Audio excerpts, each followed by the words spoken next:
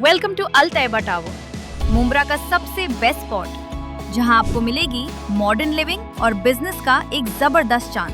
ये अपॉर्चुनिटी सिर्फ रहने तक लिमिटेड नहीं है। अल तैयबा टावर में है मुंब्रा का पहला लीगल शॉपिंग सेंटर, जो सीधे गुलाब पार्क मार्केट के बगल में है। इसका ग्रैंड लुक और हाई क्वालिटी ग्लास फसाड इसे प्रीमियम शॉप्स के लिए एक गोल्डन चांस बनाता है। A perfect investment. ध्यान रखिए, residential flats available only for 100 elite customers. ये सिर्फ एक फ्लैट नहीं, ये है आपके लिए हाई क्वालिटी स्ट्रक्चर, जहां मिलेगी नेचुरल लाइट और काफी स्पेस। कनेक्टिविटी की बात करें तो क्वीन मैरी स्कूल और रहमानिया हॉस्पिटल सिर्फ 30 सेकेंड्स अवे है। स्कूल और हॉस्पिटल सब कुछ बिल्कुल पास है। यहाँ मिलेगी 24/7 CCTV सिक्योरिटी और एम्पल कार पार्किंग। तो इंतजार कैसा? अपने सिक्योर फ्यूचर, कंफर्टेबल लाइफस्टाइल और स्मार्ट इन्वेस्टमेंट के लिए चूज अल तैयबा टावर। आपकी नई लाइफ यहीं से शुरू होती है। ज्यादा डिटेल्स के लिए हमारी वेबसाइट देखिए या अभी कॉल कीजिए।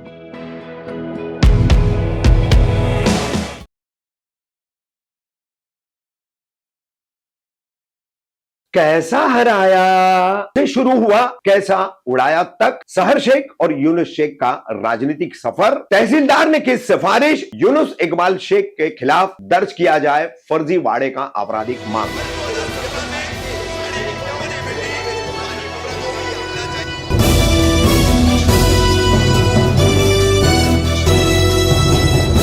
मैं रफीक कामदार, हिंदुस्तानी रिपोर्टर में आपका स्वागत है। लंबित पड़े मनपा के चुनाव और इन मनपा चुनाव में ठाणे महानगर पालिका में मुंब्रा कौसा के प्रभाग 30 के पैनल से चुनी गई MIM की सहर यूनुस शेख। अब सहर यूनुस शेख का इन्होंने जो चुनाव लड़ा था वो OBC कैटेगरी से लड़ा था, यानी अदर बैकवर्ड क्लास, अन्य मागास वर्ग, अन्य पिछड़ा वर्ग। इसके लिए जो वार्ड रिजर्व किया जाता है, आरक्षित किया जाता है, उस वार्ड से OBC प्रमाण पत्र पे लड़ा था और जीत हासिल की थी। यूनुस शेख, उनकी बेटी सहर शेख पहले राष्ट्रवादी कांग्रेस पार्टी शरद पवार गुट में थे।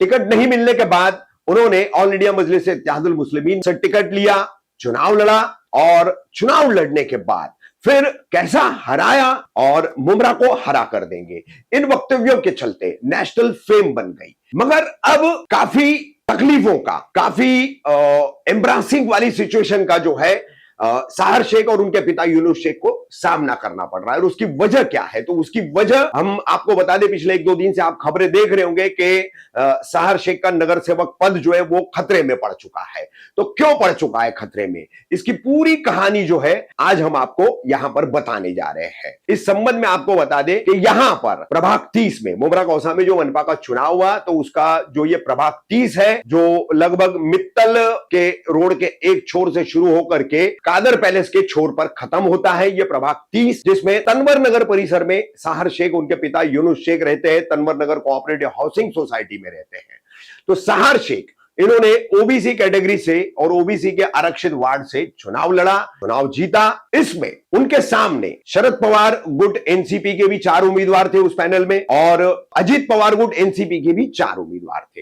तो NCP गुट की हारी भी जो उम्मीदवार है फरहा सिद्दीकी शबाब अहमद, फरहा सिद्दीकी शबाब अहमद ने 17/2/2020 को ठाणे तहसीलदार को एक लिखित शिकायत की और लिखित शिकायत में उन्होंने काफी सारे कागजात भी जोड़े और उस कागजात में उन्होंने सहर शेख के पिता यूनुस शेख का जो OBC सर्टिफिकेट है, जाति प्रमाण पत्र, उसको भी जोड़ा और बताया कि हमें जानकारी लिखित तौर पर दी जाए कि ये जाति प्रमाण पत्र वैध है या फर्जी है, इसकी हमें लिखित जानकारी दी जाए। 17/2/2026 को यह शिकायत की गई। अब 17 जनवरी 2026 में चुनाव हुए और फरवरी 2026 में 17 तारीख को यह शिकायत फरहा सिद्दीकी शबाब अहमद ने तहसीलदार से की। अब इस पर तहसीलदार ने जांच पड़ताल शुरू की। इसमें सब डिविजनल मैजिस्ट्रेट या SDO कह लीजिए, सब डिविजनल ऑफिसर, इनके ऑफिस से उन्होंने इस संबंध में जानकारी मांगने के बाद उन्हें बताया गया और उसके आधार पर फिर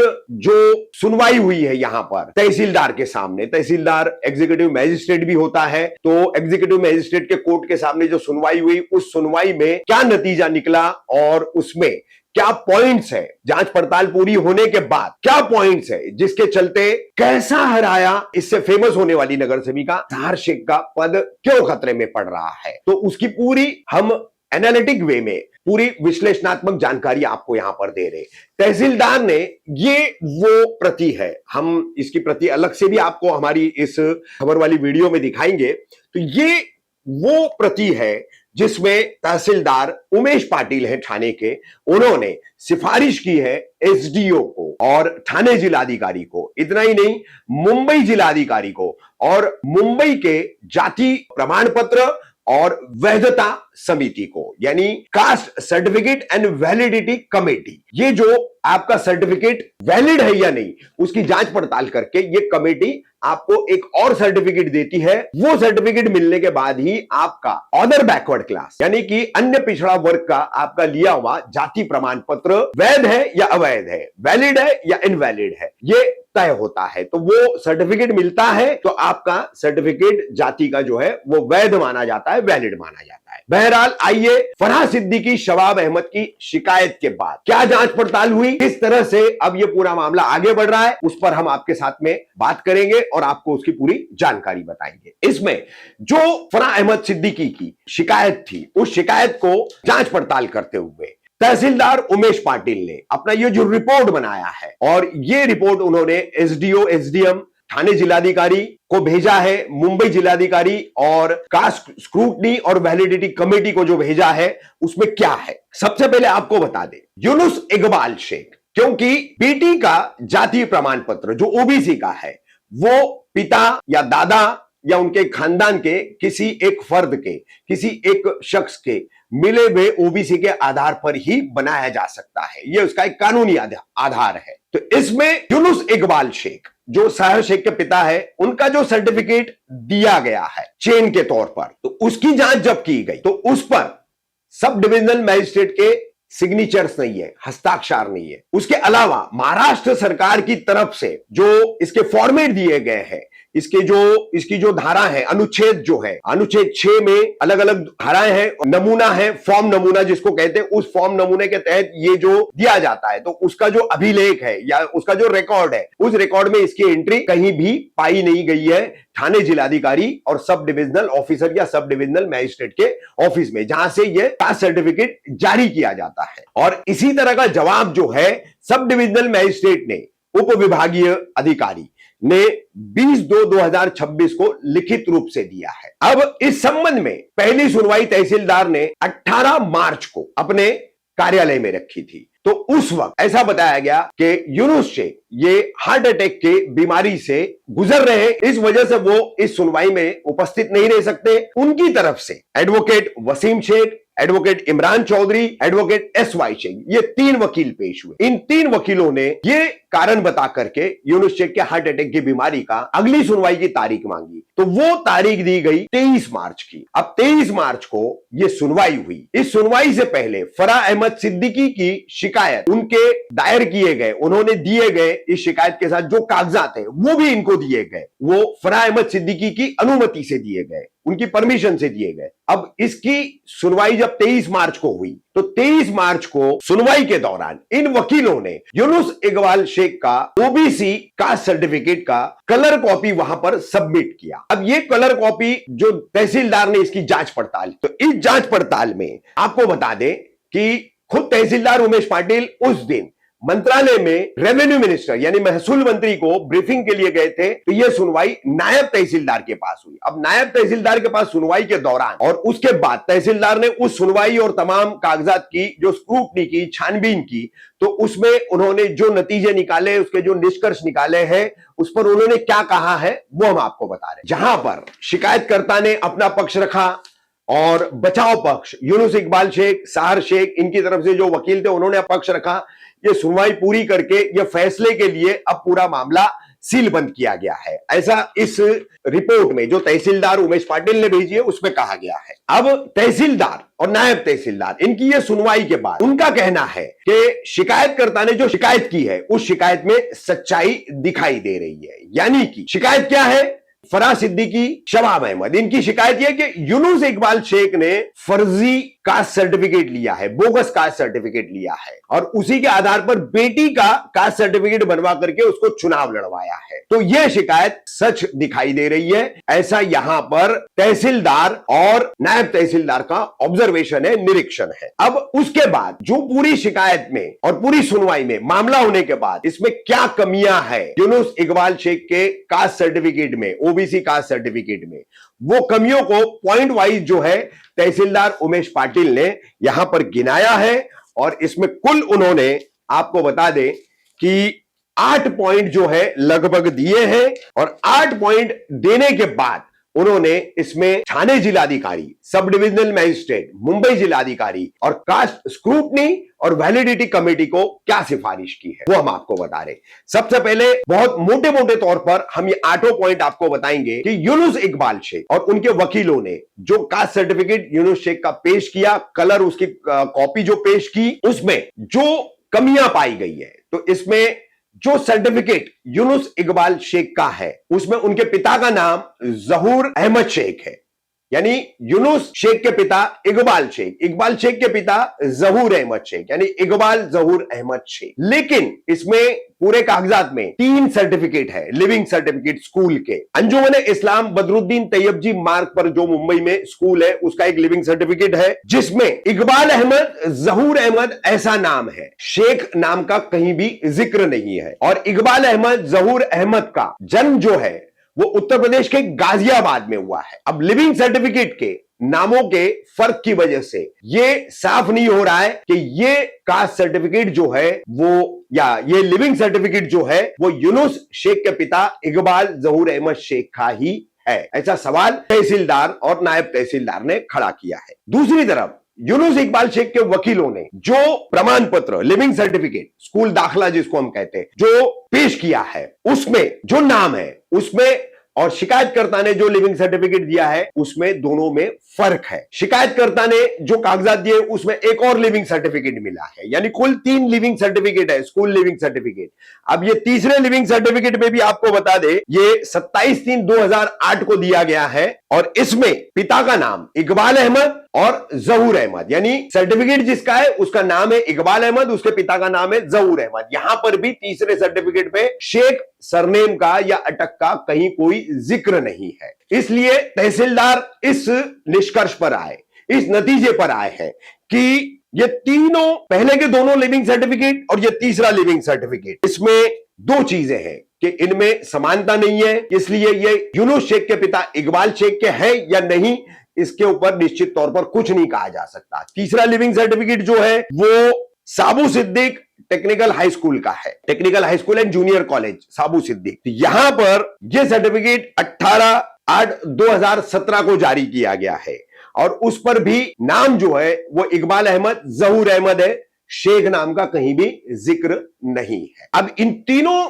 सर्टिफिकेट के तहत क्या नतीजा निकाला है तहसीलदार ने, तो उनका कहना है कि सरनेम शेख जो है ये यहां पर कहीं भी लिखा गया नहीं है, इसलिए कहीं पर भी यह सबूत नहीं मिल रहा है कि ये यूनुस इकबाल शेख के पिता इकबाल जहूर अहमद शेख के लिविंग सर्टिफिकेट है, इसका कोई सबूत सामने नहीं आ रहा है। और अगर ये उनके पिता के ही है ऐसे मान भी लिया जाए तब भी वो मूल रूप से उत्तर प्रदेश राज्य के गाजियाबाद के रहने वाले हैं, तो फिर यह साफ हो जाता है कि ये यूनुस इकबाल शेख के पिता के हो नहीं सकते। अब ये 1 नंबर और 2 नंबर का पॉइंट जो है तहसीलदार ने डिस्कस किया है। अब 3 नंबर में उन्होंने कहा है कि यूनुस इकबाल शेख ने इस कार्यालय में जो जाति प्रमाण पत्र, कास्ट सर्टिफिकेट जो है उसको जो सबमिट किया है, जो उन्होंने सब डिविजनल मजिस्ट्रेट यानी उप विभागीय अधिकारी थाने इनसे जो हासिल किया है, तो उसमें अपने चाचा का जाति प्रमाण पत्र जोड़ा है।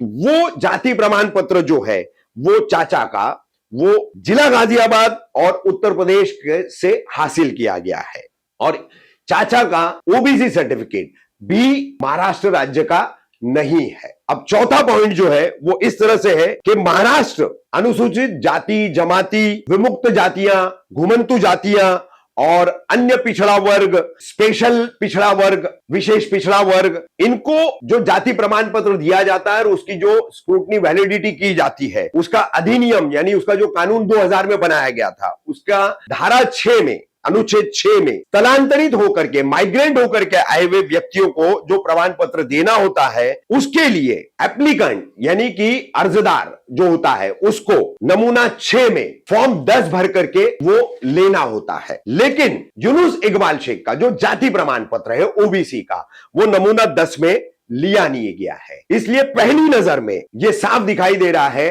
कि नमूना 10 पर हासिल किए गए जाति प्रमाण पत्र में छेड़छाड़ करके ये फर्जी जाति प्रमाण पत्र बनाया गया है। अब इसी का अगला पॉइंट 5 जो तहसीलदार ने यहां पर लिखा है, यूनुस इकबाल शेख ने जो जाति प्रमाण पत्र लिया है वो फर्जी है, ये पहली नजर में दिखाई दे रहा है। उसका कारण क्या है? तो उसका कारण यह है कि ये जाति प्रमाण पत्र महाराष्ट्र शासन ने अधिनियम 2000 के कलम 6 यानी धारा 6 के तहत जो फॉर्म 10 दिया है वो उसमें नहीं लिया गया है। यूनुस इकबाल शेख, इनके कथित पिता, इनके कथित चाचा, इनके लिविंग सर्टिफिकेट और जाति प्रमाण पत्र को अगर देखा जाए तो उनके जन्म का स्थान जो है वो उत्तर प्रदेश का गाजियाबाद है। तो फिर यूनुस इकबाल शेख और उनके कथित पिता और कथित चाचा का जन्म का सबूत जो है वो महाराष्ट्र राज्य का भी नहीं है बल्कि उत्तर प्रदेश का है। इसका मतलब यह है कि यूनुस शेख जो है महाराष्ट्र के मूल निवासी नहीं है, वो भारत देश के संघ राज्य के उत्तर प्रदेश राज्य के रहने वाले हैं और वो उत्तर प्रदेश से माइग्रेंट यानी स्थलांतरित होकर के यहां आकर बसे हैं। और उनके वकीलों ने जो जाति प्रमाण पत्र पेश किया है, वो जाति प्रमाण पत्र जो है वो अधिनियम 2000 यानी कानून जो है 2000 का, उसकी धारा 6 के नमूना 10 यानी फॉर्म 10 में न होने के कारण वो छेड़छाड़ करके उसको फिर से बनाया गया है, ऐसा साबित होता है। साथ ही यूनुस इकबाल शेख ने महाराष्ट्र सरकार के अधिनियम 2000 के धारा 6 के फॉर्म 10 में जो जाति का दाखला दिया गया है यानी ओबीसी सर्टिफिकेट दिया है, उसके टाइटल में यानी शीर्षक में छेड़छाड़ करके ये बनाया है, ये साफ दिखाई दे रहा है और उस पर महाराष्ट्र राज्य का कहीं पर भी उल्लेख नहीं है। साथ ही जाति का अधिनियम 2000 नमूना 10 का यानी फॉर्म 10 का फॉर्म देखने के बाद वहां पर शीर्षक जो है नमूना 10 जिसमें नियम 6 का उपनियम 1 क सी के तहत महाराष्ट्र राज्य के अलावा अन्य राज्यों से बौद्ध धर्मांतरित व्यक्तियों के लिए प्रमाण, बौद्ध धर्मांतरित, अनुसूचित जाति, जमाती, घुमंतु जातियां, अन्य पिछड़ा वर्ग, विशेष पिछड़ा वर्ग, इन व्यक्तियों के जाति प्रमाण पत्र का जो नमूना है फॉर्म 10 जिसको कहते हैं, ऐसा शीर्षक है। ऐसा होते हुए यूनुस इकबाल शेख यानी ये स्थलांतरित है, उत्तर प्रदेश के गाजियाबाद से आए हैं, तो उन्हें उप विभागीय अधिकारी ने नमूना यानी फॉर्म 10 में जो जाति का दाखला दिया है उसमें यूनुस इकबाल शेख ने छेड़छाड़ करने की गहरी संभावना है और ऐसे में उनके वकीलों ने उनकी जाति का जो प्रमाण पत्र यानी ओबीसी सर्टिफिकेट जो यहां पर पेश किया है, सबमिट किया है, वो फर्जी साबित होता है। यूनुस इकबाल शेख ने जो जाति प्रमाण पत्र उप विभागीय अधिकारी यानी एसडीएम कार्यालय से प्राप्त किया है वो 27 अप्रैल 2011 को उन्होंने लिया हुआ है, ऐसा दिखाई दे रहा है। लेकिन ये जाति प्रमाण पत्र तत्कालीन उप विभागीय अधिकारी और जाति अधिनियम 2000 के फॉर्म 10 के नमूनों को देखते हुए और उसके शीर्षक नमूना 10 जो हमने आपको पहले भी बताया, महाराष्ट्र राज्य के अलावा इतर राज्य से आए हुए बौद्ध धर्मांतरित, अनुसूचित जातियां, विमुक्त जातियां, घुमंतु जातियां, अन्य पिछड़ा वर्ग, विशेष पिछड़ा वर्ग, इन व्यक्तियों के लिए जो नमूना है, फॉर्म है, ऐसे शीर्षक वाला उनको जाति प्रमाण पत्र दिया होगा। यह तहसीलदार का निष्कर्ष है जिसमें यूनुस इकबाल शेख ने छेड़छाड़ करके उसको हासिल किया है, यह साबित हो रहा है। तो इसलिए सबसे पहले वो रद्द होना चाहिए। यानी यूनुस इकबाल शेख को जो ओबीसी सर्टिफिकेट मिला है वो उन्होंने फर्जी गढ़ करके बनाया है और फर्जी तरीके से या तो हासिल किया है इसलिए वो रद्द होना चाहिए। साथ ही गाजियाबाद उत्तर प्रदेश राज्य से स्थलांतरित होकर महाराष्ट्र राज्य के अन्य पिछड़ा वर्ग का उनको जाति प्रमाण पत्र कैसे हासिल हुआ इसकी भी जांच होनी चाहिए। इसलिए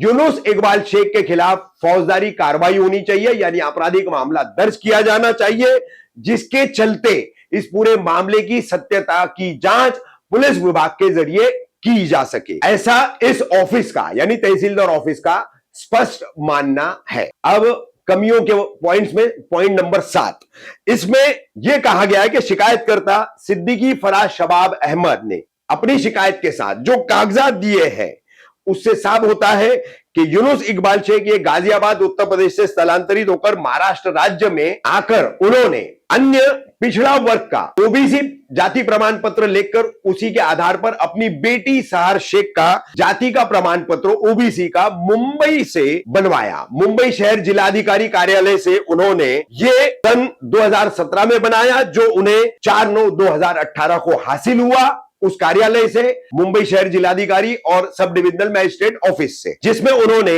अपना पता तनवर नगर कोऑपरेटिव सोसाइटी रूम नंबर 203 दूसरी मंजिल तनवर नगर ठाणे महानगर पालिका कौसा मुमरा ऐसा दिया है। तो फिर उन्हें ठाणे के निवासी होने के चलते मुंबई से अपनी बेटी का ओबीसी जाति प्रमाण पत्र लेने का उनका मकसद क्या है, यह सवाल खड़ा किया गया है तहसीलदार की तरफ से। क्योंकि यहां पर आपको बता दें कि एप्लीकेंट जो जिस जुरिडिक्शन में रहता है जिलाधिकारी की हद में, तहसीलदार की हद में, उसको उसी तालुका या तहसीलदार से संबंधित एसडीएम ऑफिस से यह जाति प्रमाण पत्र लेना होता है। तो ठाणे में रहने के बाद फिर मुंबई से बेटी का प्रमाण पत्र क्यों लिया गया, यह सवाल तहसीलदार ने खड़ा किया है। इसके बाद तहसीलदार ने आगे सवाल खड़ा किया है कि महाराष्ट्र राज्य के अन्य पिछड़ा वर्ग को अधिनियम 2000 के फॉर्म 10 में जाति प्रमाण पत्र देने का जो है तजवीज की गई है, मगर फॉर्म 10 में न लेते हुए सहर शेख का ओबीसी जाति प्रमाण पत्र फॉर्म 8 में लिया गया है, यानी नमूना 8 में लिया गया है, जो कि महाराष्ट्र के मूल निवासियों के लिए है, स्थलांतरित लोगों के लिए नहीं है। जबकि यह परिवार उत्तर प्रदेश से महाराष्ट्र में स्थलांतरित होकर के रह रहा है, तो इनको फॉर्म 10 में लेना चाहिए। तो फॉर्म 8 में गलत तरीके से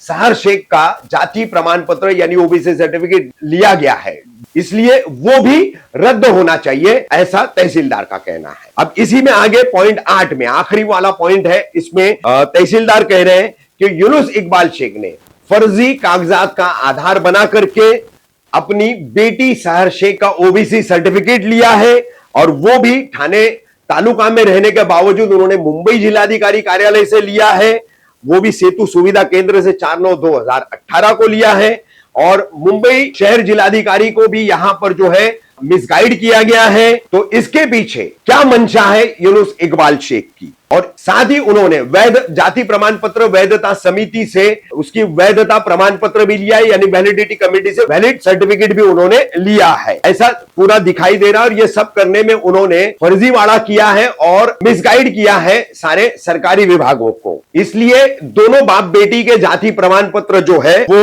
वैलिडिटी सर्टिफिकेट के साथ जो सहर शेख का वैलिडिटी सर्टिफिकेट को भी मिला करके सब कुछ ये गलत है। अब इसकी सारी सूचना जो है मुंबई शहर जिलाधिकारी कार्यालय को भी देना आवश्यक है, कास्ट स्क्रूटनी और वैलिडिटी कमेटी को भी देना आवश्यक है। इसलिए उन्होंने जिलाधिकारी ठाणे को सिफारिश की है कि आप उनको सूचित करो, हम भी सूचित कर रहे हैं, एसडीएम ऑफिस को भी हम सूचित कर रहे हैं। और इसी में उन्होंने अंत में जो है साफ साफ कहा है कि यूनुस इकबाल शेख ने अपना जाति प्रमाण पत्र जो है वो छेड़छाड़ करके फोर्जरी करके बनाया है, इसलिए उनके खिलाफ हम सिफारिश करते हैं कि उनके ऊपर फौजदारी प्रक्रिया की जाए, आपराधिक मामला दर्ज किया जाए। साथ ही सहर शेख का जो जाति प्रमाण पत्र जो लेकर के उन्होंने राज्य चुनाव आयोग को भी दिग्भ्रमित किया, मिसगाइड किया, चुनाव लड़ा, यह भी एक आपराधिक मामला है, इसलिए उनका भी जाति प्रमाण पत्र रद्द किया जाए और उनके चुनाव को भी रद्द किया जाए। तो इस तरह से ये पूरा आदेश जो है पिछले 25 मार्च 2026 को ठाणे के तहसीलदार उमेश पाटिल ने जारी किया है। तो यह है यूनुस इकबाल शेख पर जो ओबीसी जाति प्रमाण पत्र खुद का हासिल करने का फर्जीवाड़े का पूरा ब्यौरा, उसी के आधार पर नेशनल फेम बनी कैसा हराया से सहर शेख, उसके जाति प्रमाण पत्र का ब्यौरा और लेखा जोखा जल्द ही मिलेंगे इसकी फॉलोअप की अगली खबर के साथ।